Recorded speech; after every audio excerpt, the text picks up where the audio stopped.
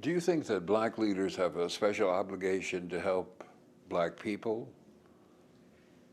Well, this is a tough one, not for me, but I think in terms of expressing it. I think,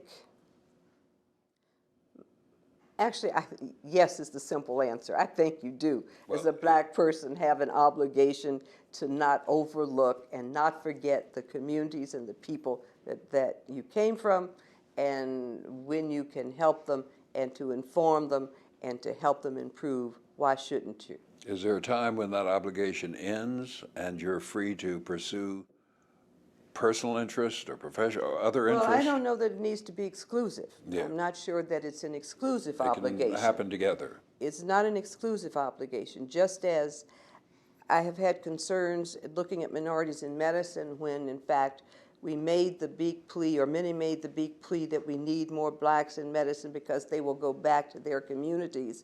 And so what I witnessed was that there were medical institutions that would say, we had an application from a black student who was great, but we didn't take that student because that student wanted to be a researcher and didn't talk about going back to the community. My response is, our community is everywhere. So why would you deny that student the opportunity to enter into the research environment or the hospital environment? Why do you only see the community as being the ghetto or the black street?